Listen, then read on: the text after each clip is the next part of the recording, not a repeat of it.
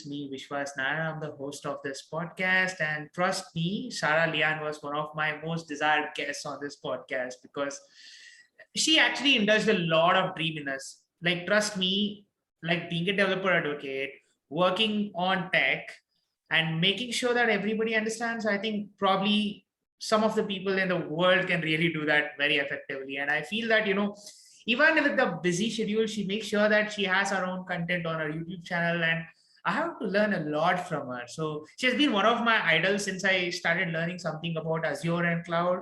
But she now is in Octopus Deploy. And let's just demystify some more what DevOps world can be offered through all the experience that she has, because the amount of knowledge that she has packed, trust me, that's one of the most thing that I really wanted to demystify. And I'm very glad that Sarah Lian ma'am is here. And I'm very glad that she's actually doing a podcast with me. And thank you so much, ma'am. Means a lot.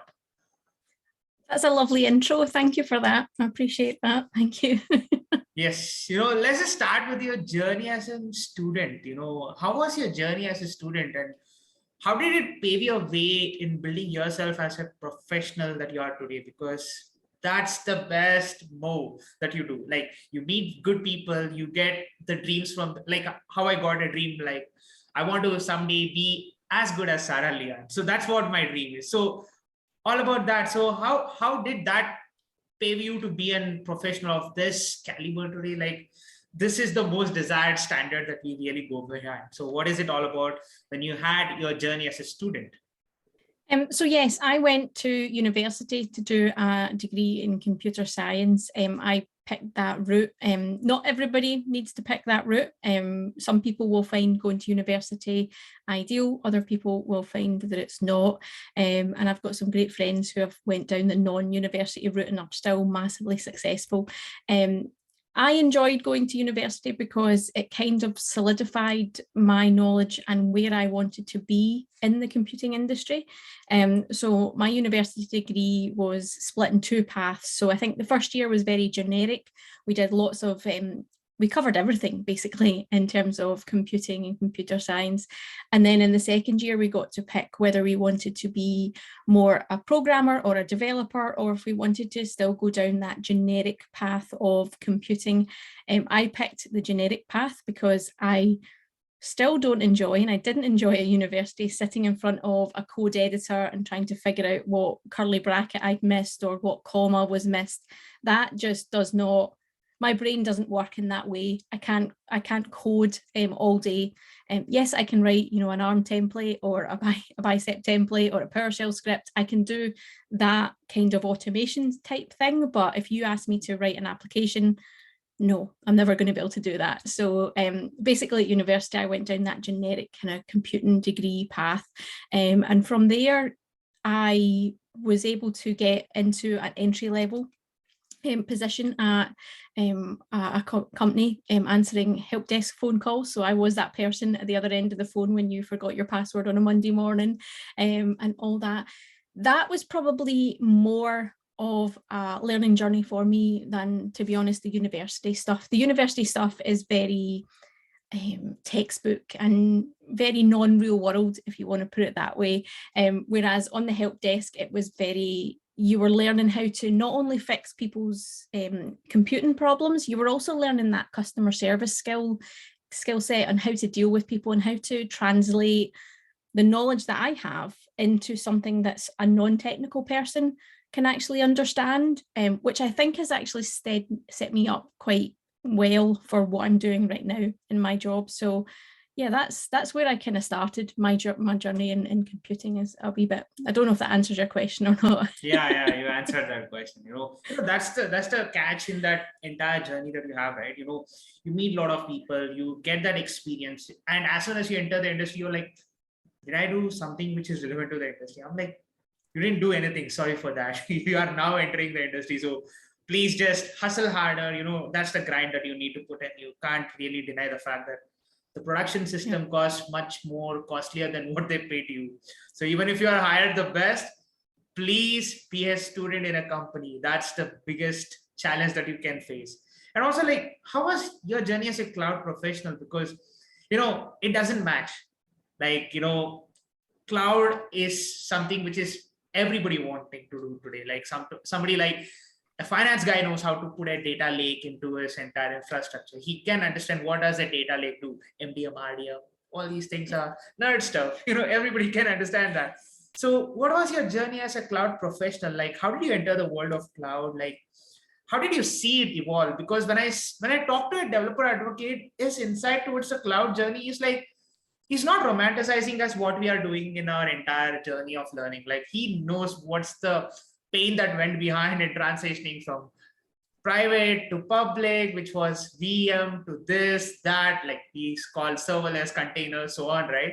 So what was your journey as a cloud professional, and how did it evolve over a course of time? Like, we are seeing it as a next big thing, but what was your journey when you started? Yeah, so when I started, cloud wasn't a thing. It wasn't a terminology that we had. So everything was on-prem, everything was in a local data center. Where I sat at that very first job, the help desk, the back wall was actually our data center. So the data center was right behind me.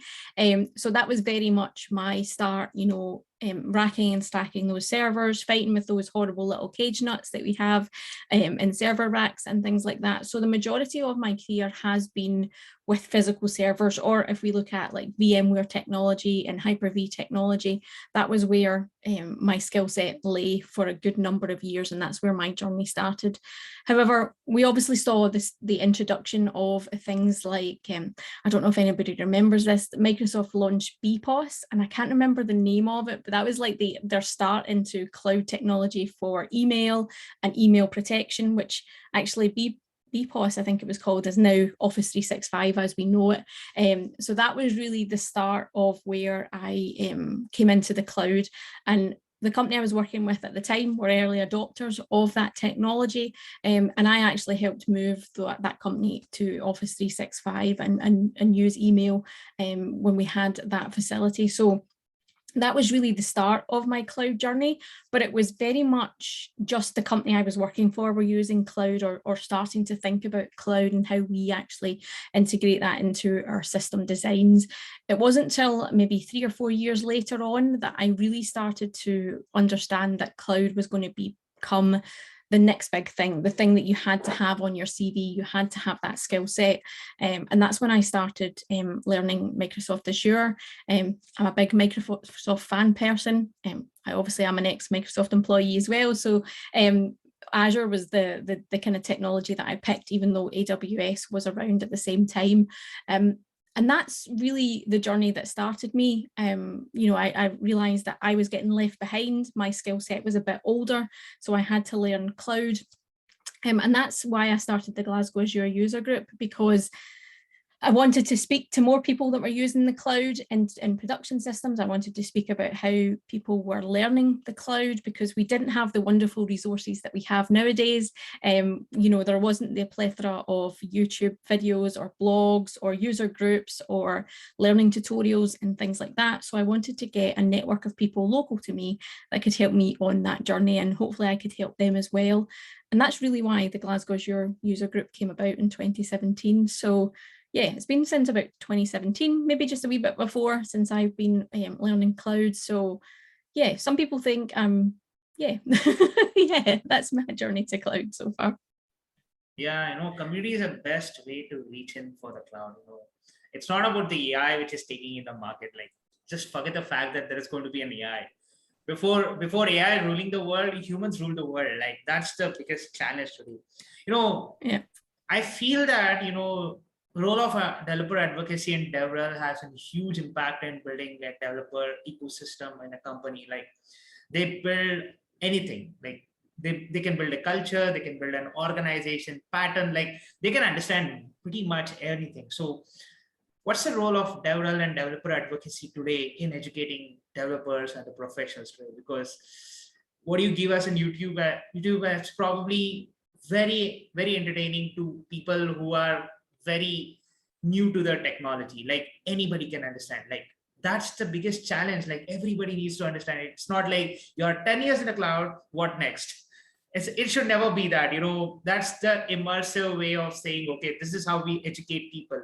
So what is it all about when you are thinking about the tech which is improving over a course of time? Because a lot of times when we think of developer advocacy and the developer relationship roles, we think that it's just about giving sessions, but it's beyond it. So what's the role of developer advocacy and DevRel today in building a sustainable organization culture? Yeah, I want to tackle the name of the role of advocacy. So we call it developer relations or developer advocacy. And I really don't like that term, to be honest. I think it's a really uninclusive term that we have built in the industry, because I'm not a developer. I don't identify as a developer. So I think that developer relations is quite exclusive and it focuses too much on the developer role, and not everybody is a developer. I know there's an argument that people say that we all are developers now in IT, but we're not. And developer advocacy or advocacy inside a corporation needs to be able to talk to everybody, whether that be a CEO, whether that be a financial person, or whether that be an IT professional or a developer. They need to be able to talk to everybody. So labeling yourself as a developer advocate is actually putting yourself in a separate bucket and making you very exclusive to developers only, and you put off all those other people that you need to be able to talk to. So I'm on a bit of a mission to try and make people think about that. And actually at Octopus, we are calling our developer relations department community, because we think that's more inclusive and more in line with the message that we're going with. However, going back to your question about what role advocacy plays, I think it's very important role in a lot of companies. And I think in 2021, we've seen a lot of companies invest in their advocacy or community departments and actually build up their skill set around all of that. Advocacy is massive in terms of what it can do, because like I say, it can talk to your CEOs, it can talk to your financial people, it can talk to your technical people as well, trying to answer those questions and dispel the myths that people may have and try and make those dots all connected for everybody. Not all advocates need to be on camera all the time, on podcasts, on the stage, giving presentations. They could be back working with the product teams and being that connection with the customer, bringing in their existing audience, their existing connections, and helping develop the product. We have lots of people that do that. That's an element of advocacy. The part of advocacy I like doing is more public facing, is about building that culture, building that community, being that go-to point for people if they have a question or if they're looking for a presenter. I enjoy that part because that's where you get a lot of organic conversations. I know we haven't had conferences in person anymore, and that's really hard to have those hallway conversations that we all love. But that's why I still love the public facing part of it, because I still get to talk to people through, maybe if it's Twitter DMs, you reach out to me, or if it's email, or if it's even conversations like this, I can still have that organic conversation and I can still be in touch with how people in the non-advocacy world are doing things and what their problems are. And then I can start to build that and reach more people and tell the message in a way that hopefully is helpful. So yeah, that's my kind of take on advocacy and where that's going at the moment. Yeah, that's true. That's true. Because we have forgotten the fact that, organization built not with silos. We just have to just remove that, there was a startup which came to me and they saw that one startup had an amazing team, which was high performance, and they put them inside the COE Center of Excellence. And now they wanted to do that. And I was like, why do you want to do that? I just gave them the example of Netflix, and I gave the example of how they even had an EC2 outage, but they survived on that day. And think about it, it's not about you building a center of excellence and telling the people just work hard here. It's you who are betting on web and the technology behind it, right? I always say this, bet on the tech that you feel that you are comfortable with. Somebody might get funded by some cloud vendor, but he is actually in the same place. He's actually using a different CSP, a cloud service provider. So what he can do is he can say to the investor that my team is very good in this, let them do that. But you're investing me, I'll respect you that. That's the respect that you need to get in. It's very simple. It's very simple. You need to talk your heart off. That's it. So DevOps is an amazing complexity which just blew up all of a sudden. it's still operations, but at the end of the day, we are prefixing with ML, AI, whatnot. Like we are just prefixing with a lot of stuff. So what is DevOps to the world today? Is it still a complex puzzle in an organization, or else how is it going to pioneer ways in which organization can set its own standard with the culture? Because Octopus Deploy is something which is doing phenomenal in terms of DevOps world, and I think that several or developer advocacy or the community team is actually doing pretty amazing stuff. I follow a lot of Octopus Deploy. So what is it all about when we talk about DevOps today, when breaking silos and building a sustainable organization culture with a right attitude? Yeah, I think if I think back to when I started in IT, DevOps wasn't a terminology either. I'm making myself sound really old now, but DevOps really wasn't something that we had. We had checklists, we had bits of paper we had to fill in, and we had to tick that we'd done something, and then maybe hand that bit of paper into someone to sign, and then it would get stored in a folder somewhere that no one would ever look at again. Whereas nowadays, when we think about DevOps and doing some of that, we've automated a lot of that, or as much as we can. So we're still following what we did years ago. We're just doing it in a more automated, consistent fashion. Because let's face it, as human beings, we are all prone to missing out a step or assuming that we've done it and ticking that box and pretending and moving on. And then if we've done that in test, we've done it a certain way. And then when we come to production and we do it in a different way and things happen differently and we have an unexpected result, that's when, it all goes a mess and you don't really know what you're doing. Whereas if we're using the DevOps practices and we're using tools like Octopus Deploy to automate those processes, computers and tools are not going to skip something because their mobile phone has rang or their colleagues asked them for a cup of coffee and they went off and did that midway through that deployment. So using the DevOps kind of methodology is definitely something that lots of organizations have adopted. I think it's also one of those things that every organization adopts differently to fit their cultural needs or to fit their scenario. It is controversial. I think some people say that you have to be a developer and have experience in operations to be a DevOps engineer, but I argue that you don't need to have both of those skill sets. You don't have to have been a developer and you don't have to be an ops person. If you build your DevOps team correctly inside your organization, you will have a split of developers and you'll have a split of operations people. And they should work really well together. They shouldn't be button heads and fighting each other. You should have a good balance of skill sets so that your DevOps team is actually quite balanced and can work on it.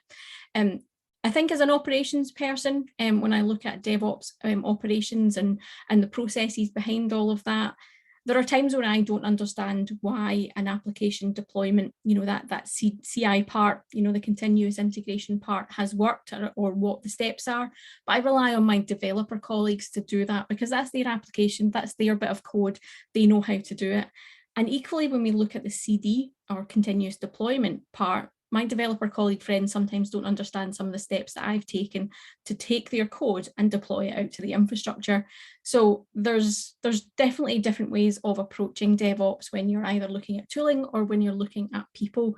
I'm in that camp of, I don't think you need to know both parts to be a DevOps engineer. But again, it really depends on your organization and what you're actually doing with their DevOps practices. It's interesting when we start to look at other terms that are coming out into the industry, when you've got like DevSecOps and Dev, I think we've even got MLOps and things like that. It's a bit crazy start for me, I think, to introduce terms like that, because you should have security. When you look at DevSecOps, they're talking about security practices inside of your deployment practices. Why was security not a focus before? Why do we need a new term for it? Why do we need a new job title for it? So I think as an industry, we're very eager to develop new terms, but to be honest, we should have been putting security in all of our CI/CD pipelines and thinking about that well before the term came about. So yeah, I'm sticking with the one term, DevOps only, and then have it incorporate all the good practices that you need to build your application and build out into the cloud and have those security practices built into it. So yeah, I don't know. What do you think about DevOps? Do you think we need all these different terms? Yeah, I feel it's just break the silos. That's it. Like just don't keep anything in your heart. Just do everything. If it Yep. makes you money, don't be afraid to do it. That's what I always say, that like, it's all about that. You need to pay your workers, like you need to pay your employees. You need to have an have a subscription model from somebody, right? You buy software from that guy, you buy from software from this guy, you need to pay for them at least, right? You need to Yep. maintain the servers, you maintain everything. So I feel okay, make sure that you just see it as a DevOps thing. Now work on building a sustainable attitude towards that entire infrastructure that you're going to build towards. Like, forget the fact that there is going to be hybrid cloud, Azure only, or AWS. Like, anything can go down at one given point, right? It's nothing is sustainable. Like, it's an inevitable. Everything is built to fall. Like, system design is like that. We can't say that. But building that sustainable attitude towards the culture that we are supposed to be pioneering towards, like, I say experiment with it, but don't prefix the operations with anything. Like, just take it as an operation. Just do whatever your heart says. Just make sure that you make good amount of money. That's it. And no Xylos, no Xylos, please. Sorry for that. Yep. So yeah, like, last, I think some days down the line, you had an conversation, amazing conversation with a C# owner MVP, and she was talking about imposter syndrome. How can we working towards a right professional? Like, how can we build ourselves as a right professional, and so on? Like, that was the interview that was there on your channel. Links in the description, folks. I'll add it there. So right now, when I see machines making decisions, I fear a lot, because there is data drift, model drift, whatnot. Like, it's always changing. The world is changing. Nobody knew that pandemic will come and hit us, and the data patterns really just started changing. And I think CI/CD still remained the same, but the way that we are perceiving the tech really started changing. Like, everybody went behind becoming a tech savvy right now. So now AI is considered to be a superpower, but I know for a fact that you have not worked on any AI problem statements. So it's just a humble attempt from my side to understand what makes an AI superpower according to you. You can give a statement against or for this entire thing that we are talking, for the AI system that we are building. But what do you feel that AI is a superpower or not? And also, how are we building it today? Like, it's still the same old CI/CD that I see, but the way in which jargons are coming out with that technology incorporated into the entire developer lifecycle that we are talking, it's changing the way that we are perceiving tech. So what is it all about when you think AI as a superpower? I think AI, or artificial intelligence, is something that I've not done a lot about or used and focused on. But it's interesting how we seem to be, as a human race, working towards automating and using artificial intelligence to replace things. If we think about where we're going with the car industry, and we're potentially going to have like driverless cars and things like that, that's kind of nice to have. It's like, oh, that's shiny new technology, let's go to that kind of world. But it's also very scary when we think about how much we're going to let other things take control of our life ultimately. And I think we've probably all seen those films where, artificial intelligence is the future, and then it overthrows us, and, they become our masters and our overlords and things like that. And that's probably scary. I don't know whether that's the reality that we're heading down or not. I like artificial intelligence in terms of some of the things that happen. Even when you think about predictive text on our phone, that's learning all the time about what we do, and picking up our language and making it easier for us to communicate via text message or whatever it may be on our phone. That's the artificial intelligence that I kind of like, that bit that makes my life a bit easier and a bit better. I'm not sure I'm going to be happy. I like driving my car. I like getting in my car and driving and being in control of it. So if we go to like driverless cars, I'm not sure I'm going to like that, but maybe I will. Maybe it will come in and I'll be, love that, because I'll be able to use that time to read a book or read my Twitter feed instead or something while the car's driving. But yeah, artificial intelligence is one of those things that I think very, very cool, but then I'm also very wary of as well in terms of where we're going. So yeah, we'll see where the future takes us for sure. Yeah, when I ask AI engineers, what do you feel about an AI system that we are building today and architecting towards, they say that we sometimes fake the results, like it's not like we might say that it's 99.9% accurate. What if the system now just has a data set which goes to a dilemma?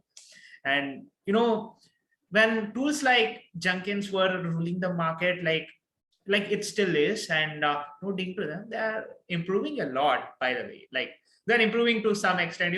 Sometimes when the red text comes on the Jenkins, until and unless that you don't see that, you love that tool. After you see the red text, you're like, what did I do with Jenkins? It's always there with it's always that mindset of a developer. Like we feel that we have done everything right, but somewhere down the line there is something wrong going there. Like Jenkins is one of the most vulnerable things to say today. Sorry for Jenkins team if you are listening, because if you go to Shodan, you can get access to Jenkins servers. Like it's easy. Yeah, I can get any production system down with just few clicks and types. Like that can happen. So it's always there. We have that issues which are just coming up. But now when I see that way in which we are architecting towards the fast deploys, like we are talking deploy at scale, and we are talking increasing amount of traffic that is actually very sparse. Like it can go up sometimes, it can go down sometimes. But how is it all about when we are building the same old CI/CD, and what does a tool like Octopus Deploy or anything can do to the world today? Because we are now talking, like John Allspaw said, 10 plus deploys per day in one of his talks and DevOps, and that's actually one of the best things that I saw today. Like what is it all about when we are architecting towards something at scale? Like it has to work at scale, it has to auto scale itself. And what is the perception of technology today when we are trying to develop something on that parameter as one of the non-functional parameters today? So how is it all about when we are perceiving tech in that fashion? Yeah, I think when you're architecting for scale, you do have to think about the different scenarios and when you're going to be scaling up and when you're going to be scaling down, and how that's going to affect your end user. And you can use obviously artificial intelligence to do some of that. I know when you're scaling, say, a web app within Azure, you can say when it hits this amount, or when this happens, and then it can trigger that kind of thing. That's kind of using a bit of artificial intelligence or predicting what's happening, going to happen in the future. But for me, that whole process relies a lot on us as human beings to not only develop an application that can scale, because let's face it, we've got some monolithic applications and we've got some really bad technology that can't scale because we've designed it that way. So we as humans have to work out that logic and have to figure out how we scale our applications and our infrastructure. Whether that be standing in a team room with your colleagues and writing on a whiteboard about all the different scenarios and what scenarios you're actually going to solve with automation and scalability and things like that, and which ones you're not going to be, because let's face it, we can't cover every scenario. We can't predict everything that's going to happen. So I think technology allows us to be able to scale and solve some of the problems that we have, but we as human beings, as IT professionals, as developers, we need to be able to foresee some of those and use best practices and good architecture, good design before we actually put any technology in place, to be honest. I think that's something a lot of people think is the kind of end state. They say if we go to Azure or if we go to AWS, we're going to solve all these problems because we're going to be able to scale our application and our customers will have an awesome experience. Yes, that's very true. But if your application, if your architecture, if the people inside your IT department don't know how to make that technology do that, then you're never going to achieve that end state. So it comes back to us as people, as human beings, as IT professionals, as developers, to be able to learn about these technologies, be able to understand how to interpret those technologies to do what we want them to do. And then we get to that state where technology is actually answering some of our problems. But for me, it starts with us as people, some of that technology. Does that make sense?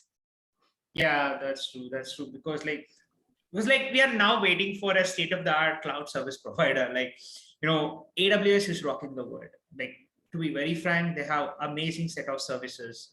Like, Firecracker is amazing. Like, VMs for the serverless. And that was the first concept that I saw from AWS. And of course, there are many people trying to architect using amazing services from Azure, AWS, GCP, whatnot.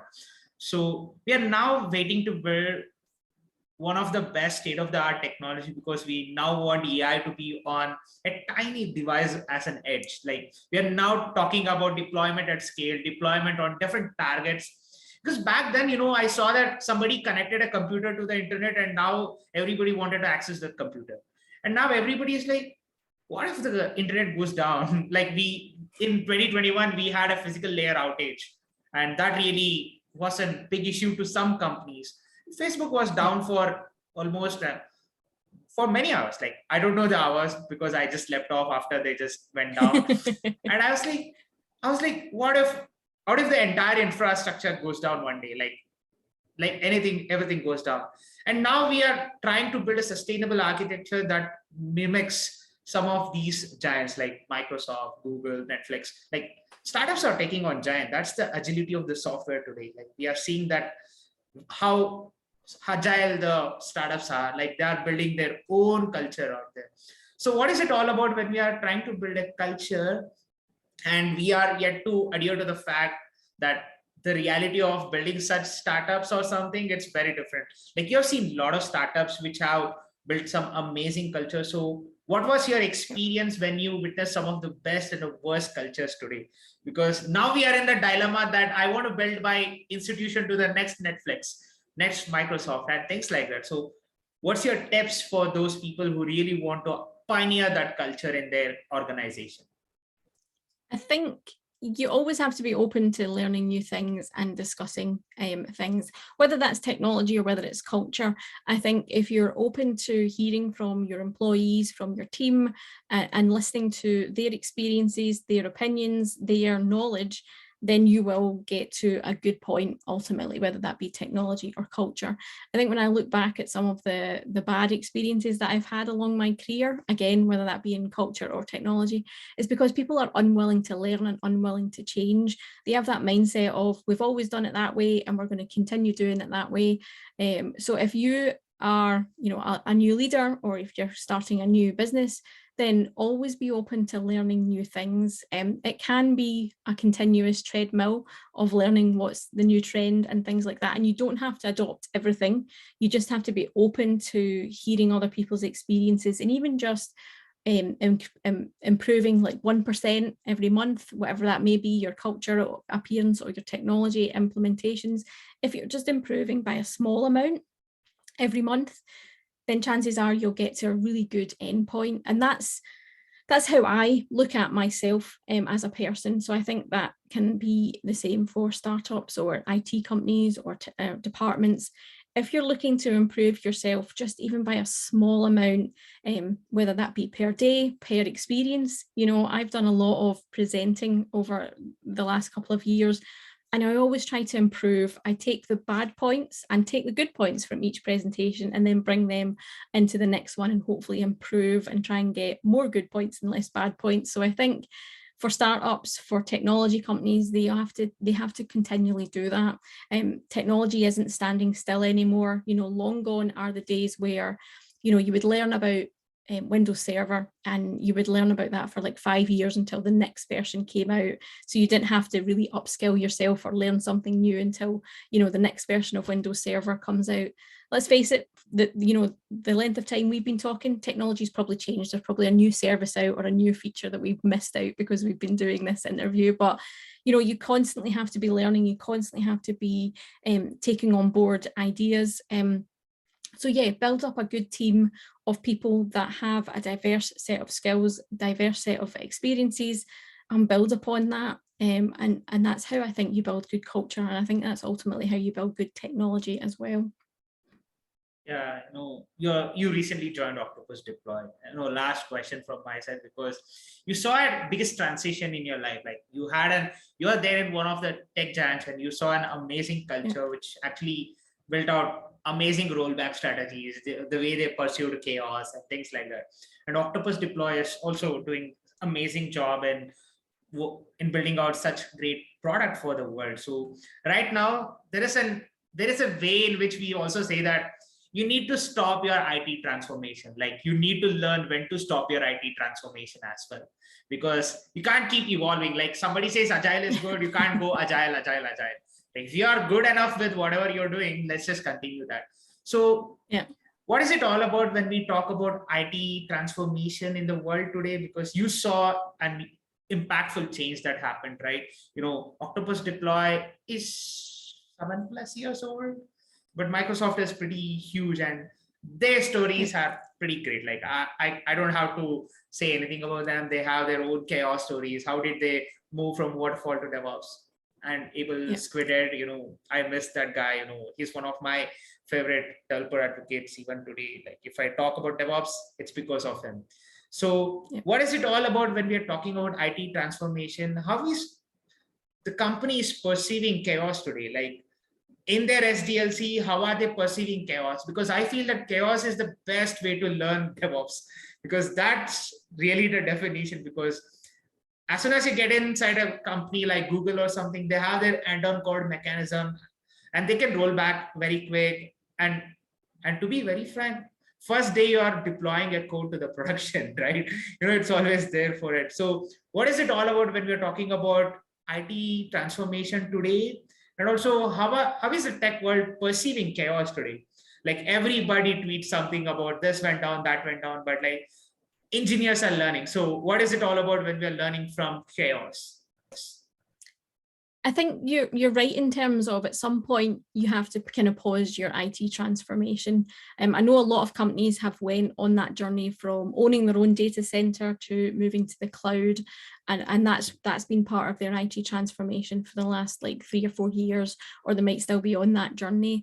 And that's a good place to be on, being able to integrate new technology and bring that on board and learn the skill sets and the cultural changes that brings for you.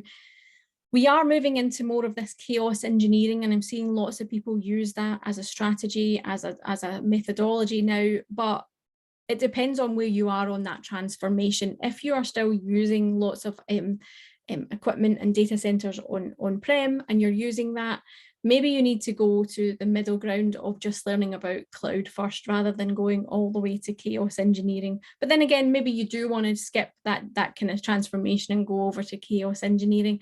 I think what companies need to do is sit down and talk to other companies, talk to their peers, talk to their friends that work in IT companies that are maybe ahead of them on that IT transformation journey, and get some experience about it. I've seen a lot of companies move just into the cloud technologies and do it completely wrong because they've got no experience of it. They haven't talked to anybody. They've just seen a flashy internet ad that said, go to the cloud, and they've moved to the cloud and it's been a complete mess because they don't know what they're doing and they don't understand why they're going to the cloud and what the cloud is. So I think you need to really dive in and figure out where your company goes, because your technology changes are going to affect your business culture, and equally your business culture and where your business goals are going to change your technology goals as well. So you've got to work with the company, changing your IT transformation, whether that be using servers on-prem, going to a DevOps model, going to a cloud model, going to a chaos engineering model. You have to make sure that that's in line with what the business is doing within the next 3-5 years, because if you're disrupting your technology department, that's going to have an impact on what the business can do. Even just from a point of view, if you have an online retail store and you're constantly changing that technology that actually runs that online store, it's going to affect how the business grow that, how your sales department market things, etc. So you need to be in alignment with from top to bottom inside your business. So yeah, there's lots of things that can happen in an IT transformation world. What model is right for people to pick is going to depend, again, like I said, on their business goals, on where they are on that journey, and where they're trying to head. So yeah, there's lots of exciting technology. I would say if you're on an IT transformation journey, pick one journey to go on. Don't try and do too many journeys at the same time. Don't try and bring on too many practices, too many new skill sets, too many changes all at once. Because again, I've seen that go massively wrong because a company is trying to transform every part of themselves. Try and just do small changes, incremental changes, even if it's just, we're going to move some of our server workloads into the cloud in year 1, then year 2, we're going to move more of it. And by year 3, we're going to be 100% in the cloud. You don't have to move everything in the first 6 weeks. Try not to be, it's a great goal to have, but it's not going to be a massively successful learning journey or experience for your end users or you as IT professionals. So set realistic goals and set one journey for yourself as a company on that IT transformation, whatever it may be, and just, go for it, and be willing to change that plan as you go ahead though, if things aren't working. But try not to change too much all at once, because that's going to be true chaos engineering. Yeah, that's true. That's true. And thank you so much, Sarah, ma'am. It means a lot. You're one of my dream guests on my podcast and my dream godson. And also Shannon Keen is coming today itself. So what more do I want? All my heroes, this is what my humble attempt is. I started this podcast to meet all my heroes, and I've achieved most of them. I think most of them are here. But thank you so much. Means a lot. And thank you for sharing such great insights. And means a lot, madam. Awesome. Thank you for having me. It's been a pleasure.